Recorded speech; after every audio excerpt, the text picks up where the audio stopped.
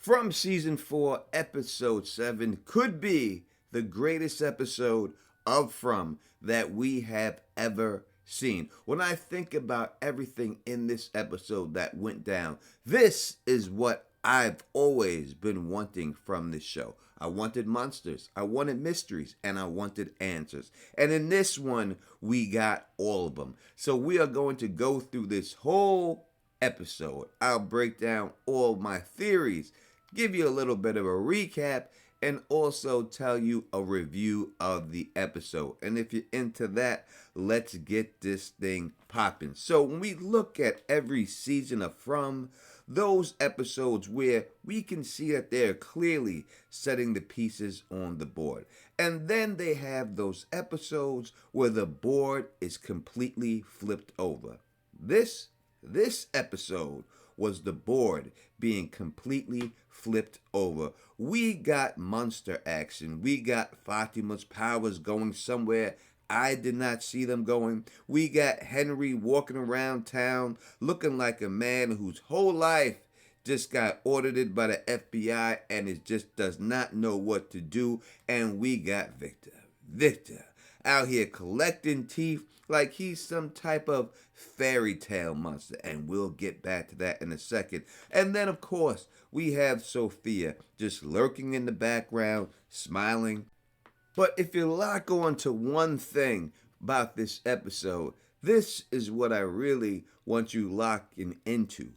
Who do we trust when the town itself is designed to lie to you? That is the question underneath everything happening right now, because this show doesn't just throw monsters at you, it throws doubt. It throws paranoia. It takes the one person in your group you might actually believe has the answers and makes the rest of the group think that they are the problem. Now keep that in the back of your mind when we go through this episode. So the town finally gets together, and I know that sounds civilized, but it's not really that civilized. Boyd is out here trying to present this reincarnation theory, that idea that Tabitha carries the memories of Miranda and Jade carries the memories of every version of himself across multiple cycles. And to his credit, Boyd delivers this information like a man who has accepted that nothing makes sense and he's done fighting it. Henry is not on board with this at all. Henry stands up and basically calls the whole thing a lie. And look, the Don gets it. I understand his perspective. Imagine if you're this man. You come to this town, you lose your wife, you lose your fight to survive, and you grieve. And then somebody stands up in a room full of people and goes, well, actually, your dead wife is kinda alive, and she's just in this other woman's body. Now, that I can understand could break anybody. But here's the thing. Henry's reaction. It's too loud. It's way too emotional. And that's gonna be a problem because Sophia is sitting right there. And not only is she sitting there, she's actually looking at him and understanding the problem that he causes for the town and how she can use this for her advantage. Now, the reincarnation theory has big implications in the show. It's just barely starting to pull on. If Tabitha has Miranda's memories, and Miranda's with Henry, and Miranda was Victor's mother, then what does that make their relationship now? It's not supernatural, as a lot of people believe. This is more personal. And personal is what makes people irrational. And that is what Sophia is going to need to exploit. Now, let me talk specifically about Sophia for a minute, because I don't think people are giving this woman enough credit for actually how dangerous she really is. We've established that she can cause seizures with touches. When she dropped her blood in Henry's drink last episode, she can get into people's head. We saw what she did to Marielle. And somehow she communicates with these creatures. Now, we don't know exactly how she does it, but we know that the monsters knew Boyd's exact plan before Kenny ever made a move.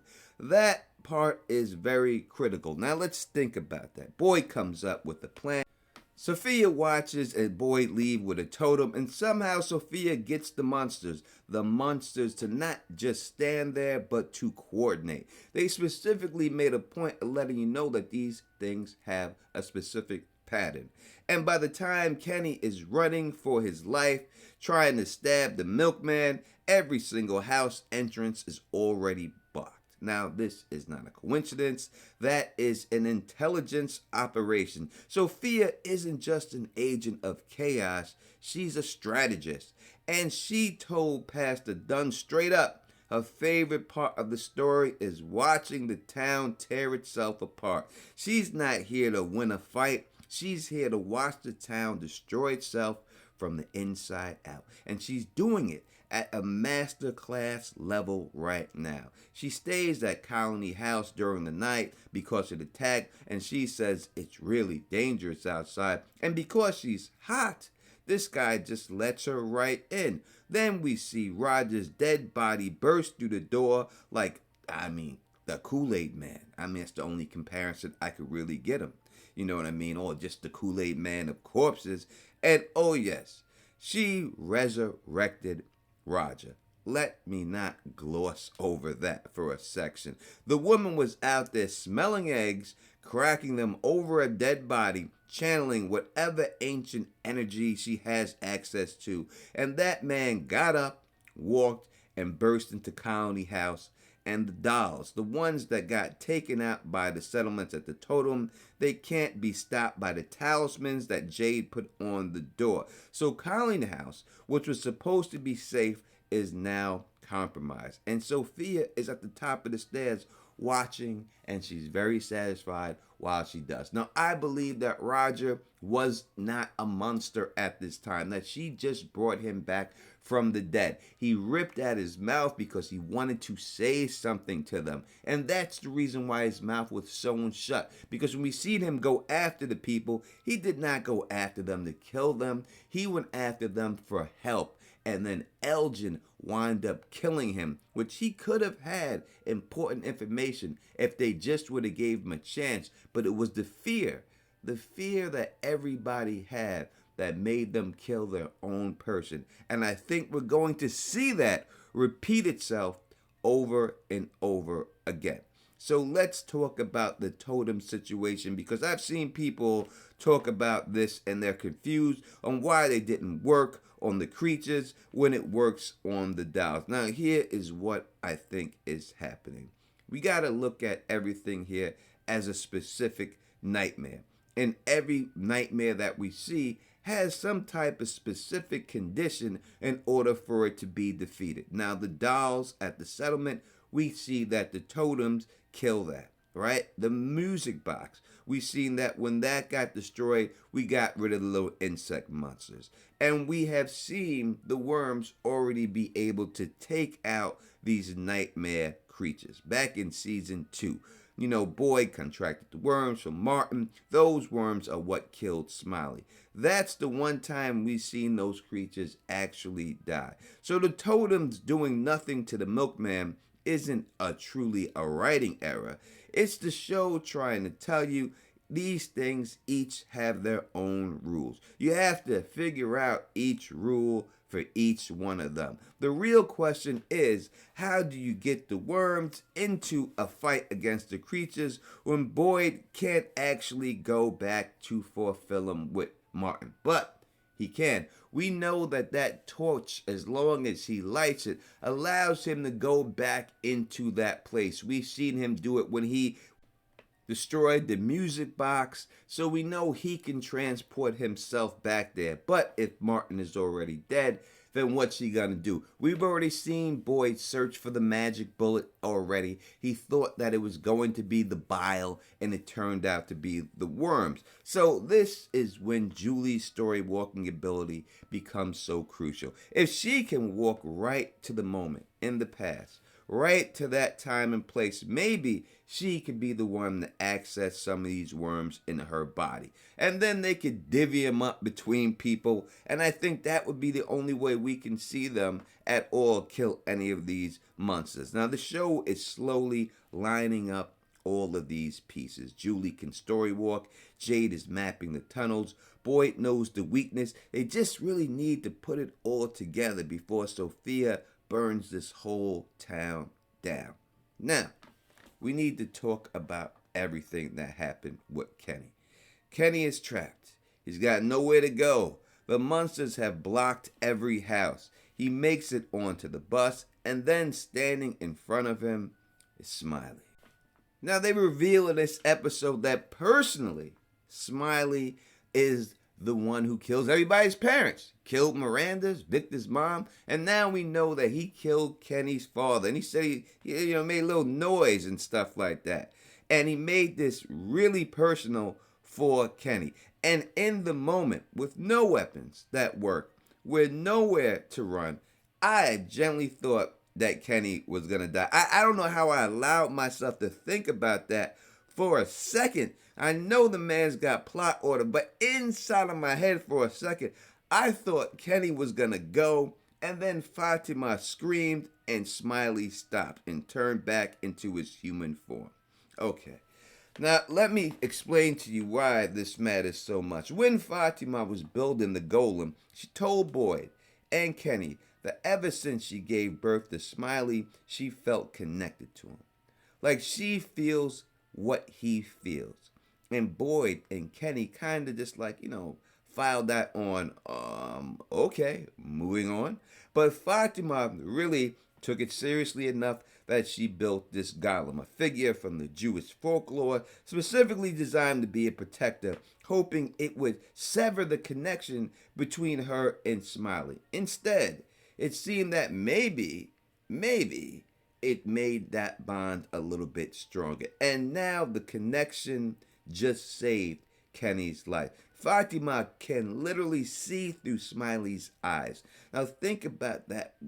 Now think about what that means. Think about the intelligence they could gather.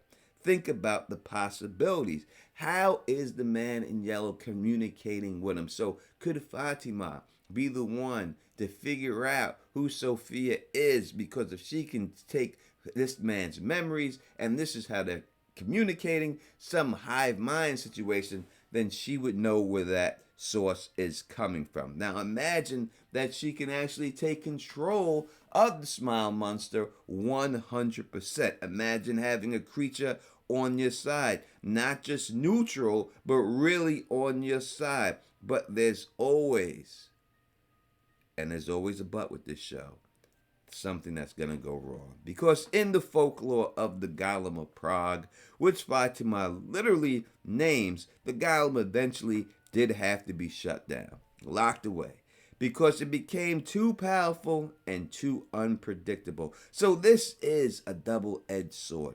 The Golem might help them, but the Golem might eventually become the next level threat that they should truly be worried about. And when it does, they won't see it coming because right now it feels kind of like a gift. And that's the From formula. Every answer comes with a new problem attached. Now, we got to go back to Henry, all right? Because this is one of the biggest moments in the show. Henry finds one of Victor's drawings. Victor, Eloise, and Miranda together. And something about seeing that image in Tabitha's house triggers a whole vision. Now, he sees himself hooked up to a hospital bed with machines, vital monitors, IV system, and Victor is standing over him. Now, in this vision, Victor seems not like the same Victor that we have gotten to know. He seems that nothing ever happened to him. Like if he never went to Fromville, this is what Victor would have became. Because the Victor we know carries every wall ever built, and he's built them all in the 70s. A relaxed Victor is not the Victor we see. In this vision, we can see that Sophia has all of her fingerprints all over it. She did drop the blood in his drink last episode. Now she has some level of access to his mind, and what better way to push Henry towards believing the town is a dream, which is actually the idea that she planted in him, than to give him a vision of himself in the hospital room hooked up to machines where he's the one who was asleep. Now, if she can get Henry believing this, all this dream stuff, then he becomes 100% easier to manipulate. He becomes more desperate. He becomes more likely to act against Jade and Tabitha and even Boyd. And he's already being drunk the way he is halfway there. Now, we have seen Boyd handle drunk people before, right? Who got out of line and got their family killed. How come Boyd has not given the big backhand to this man? Because that is what he needs. Because Henry is going to be a problem before this season is over. Not because he's evil, because he's grieving.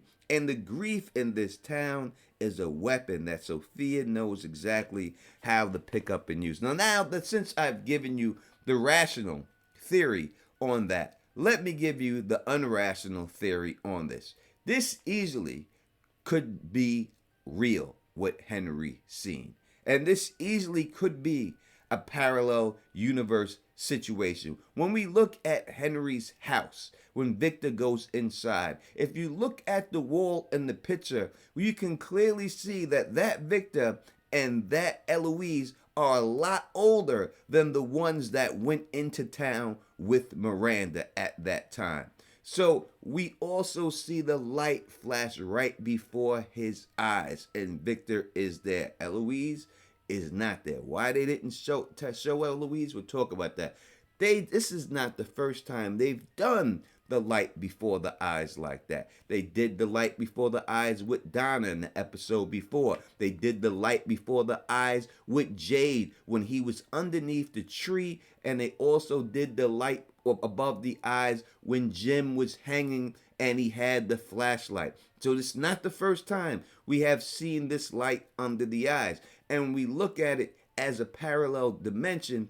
This could be what it is. So it might not just be a dream. And when we think about Sophia, we've seen her give visions just by touching somebody.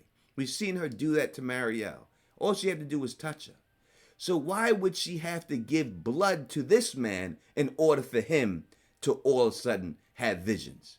It just doesn't make any sense. She could have easily just touched his hand. She was there the whole time, just like she did for Marielle. Why would she need the blood to do that? That is what makes me believe that something else is going on in this vision. Now, we'll talk about more of this later in my more theories-filled section of this video. So, let's talk about the car graveyard, all right? Victor and Tabitha and Ethan find the man in yellow's car. And what they find in that car is a pouch full of teeth. Now, we know Sophia collected a tooth from the priest she killed. We know that Smiles' monster had 2 teeth in his pocket when they did the autopsy. So, it's not just him collecting teeth, it's the monsters collecting teeth also. So, these teeth, these are trophies. This man in yellow and the monsters have been collecting teeth from victims, it seems like over 100 years based on how old that pouch kind of looks. And this is not the character who showed up recently with a bad agenda. This is something ancient operating through a human vessel or something wearing a human shape. And if anyone has ever said that they felt like this is fairies, and they felt like this is fae, it does seem like it's possible that it could be going that route. Because why else would they use teeth as an item? Because we know that teeth are 100% connected to fairies. Undeniable that that's the case. And we know that ever since episode 1, when Ethan entered the town, they talked about the fairies and the secret lake. So I could see it going this way, and this is what they're trying to set up. And Victor, you know what I mean? He survived the last cycle. He's the only one who did. And when he told Boyd at the meeting, if the man in yellow coming back, it could all be happening again, he wasn't speculating, he was warning from experience. Which is something we have not been shown because we've seen Victor come out after the massacre took place. He said he seen the boy in white. He seen the man in yellow. The only person that's seen the man in yellow eating something is Julie. She has not divulged that information of what she's seen at that massacre. So how does Victor know that the man in yellow was a part of the massacre? He has not divulged that information. See, this is the moment between Victor and Ethan that is significant. Victor tells Ethan that he needs to be ready. That the last cycle, Victor was the only survivor. And now, if Ethan is the son of Tabitha, and Tabitha carries Miranda's memories, and she came in with 2 kids, and I told people before in the video that 2 kids was very important, that Ethan might be the survivor of this cycle. And Victor is trying to prep him for it. The question is that for comfort or is that for silence? While we also see, we look at this car that they're in, we can see that there is something on this dashboard that I cannot make up, and there is something in the cup holder that I can't make out. The glass is shattered. I don't know if that was Fatima that shattered that glass. It definitely got some type of water flood damage from the thing hanging down on top of the roof. Now, let's talk about Boyd for a second. He's trying to lie to Christy about his hallucinations. He's downplaying his tremors, which he thinks might be caused by his Parkinson, because his father had it, so he believes that this is the reason and this is what he has.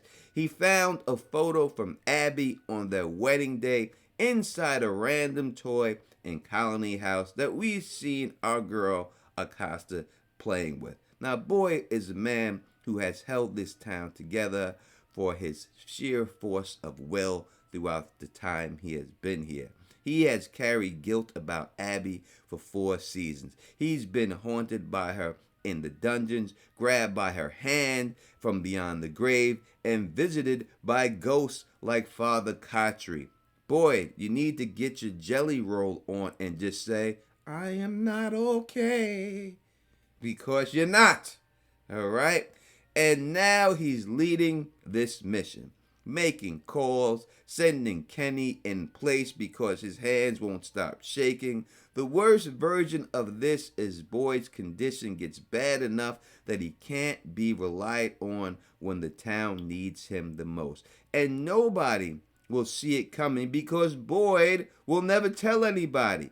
He'll go down swinging before he needs to admit that he just needs help. This is his greatest strength, but it's also his greatest flaw. And Christy is the only one positioned at this time to catch it. She has already asked him about his hallucinations, and we know he lied. She wants to do an exam. He is not committed. If she doesn't get that exam done, this town might lose its best strategy type leader that they have at this particular moment. And dealing with Abby and Boyd and also the parallel dimension, we see more proof of this with Boyd. We do see the picture of Boyd and his wife when they were young. Now we also seen that there's another picture that when Boyd looked at that showed his house with the boat. And he said, that's not my house because the boat was not put there. In the parallel universe with Boyd, I believe the boat was put there. That version of Boyd got that boat home. This version of Boyd got stuck in this town. All right, there's a quiet scene between Elgin and Julie, and I think that people are going to underrate this scene just as more just filler. Julie is worried about her mother because she's noticed something. Every time someone in this town decides that they have a purpose, they tend to end up dead. And she's not wrong. The show has shown this pattern. Elgin's response is interesting. He believes the town is a test from God, that there's a real truth under all the noise, but the town throws so many lies at you that you can't even see them when they're right in front of your face. Now, that's basically the thesis of the whole show in a nutshell. And Julie's whole arc this season is fighting that whole situation. She's the goddamn story worker, the person with the most access to the truth in this whole show. And she's the most resistant to believing it. She doesn't believe her mother. She doesn't trust the visions. She told Tabitha in her face, this place doesn't give us real, it gives us twisted ideas. But I want to push back on that for a second, Jules, because I think Julie is protecting herself. She's tried story walking. It hasn't worked out the way she wanted. She's been messed up because of these images that she claims to be false, and she feels like she's been manipulated. So she's decided to reject everything, including the things that might actually be real. And that's exactly what the town wants, because Julie, who's skeptical of everything in this town, then will not use her ability to actually find out everything that is going on. And I do believe when we look at everything in this show, we can actually see how some of this stuff is going to end. So let's go through it. We have a couple of teams out there searching for stuff. We have Acosta searching in the place she was at, and we have other people going back inside of the diner searching for things, anything that leads them with clues to the man in yellow. I think that Acosta will find some type of picture there, something about Sophia, proving that Sophia lived at this time. But we also have Tabitha. When we see her look at the car, we see a flashback of Miranda. And when she comes into town at this time, in her Hornet at this time, we don't see the people in the back of the car, Victor and Eloise. They don't show that. And I do believe that she left Henry's drunk ass. That's why the car was so packed full of shit, that she was trying to get away from him.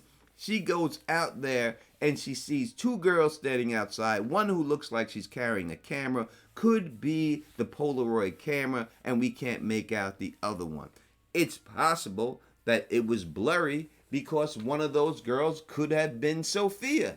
And when they actually show the extended version of this, it might show Sophia back then in that town at that particular time. Even if it's not that one girl, it could be a way that they figure out exactly who Sophia truly is. That is the only way I could see it going down. Or they show another version of the man in yellow when she enters the town.